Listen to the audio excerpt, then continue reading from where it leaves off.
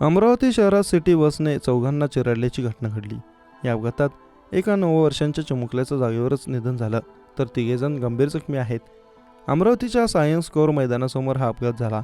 या घटनेनंतर संतप्त जमावाने बसची तोडफोड केली। घटना आज सकाळी 11:30 वाजण्याच्याच दरम्यान घडली। बस ड्रायव्हर घटनास्थळावरून फरार। सिटी कोतवाली पोलीस ठाण्यात गुन्हा दाखल केला आहे। याबाबत मिळालेली माहिती अशी की वर्धा वेगाने सिटी बसने चौघांना चिरडलं। या अपघातात प्रीतम गोविंद निर्मळे वय वर्ष 9 या चिमुकल्याचं निधन झालं आहे, तर अपघातात नर्मदा निर्मळे, वैष्णवी संजय निर्मळे आणि संतोष निर्मळे हे गंभीर जखमी झाले आहेत। त्यांची प्रकृती अत्यवस्था असल्याची माहिती समोर येत आहे। तिघांवर जिल्हा रुग्णालयात उपचार केले जात आहेत। अपघाताच्या घटनेनंतर जमावाने बसची तोडफोड केली। एकाच कुटुंबातल्या चौघांना बसने चिरडले असून परिसरात तणावाचं वातावरण निर्माण झालंय। नागरिकांच्या संतापामुळे सायन्स कोर मैदानासमोर पोलीस बंदोबस्त तैनात केला आहे।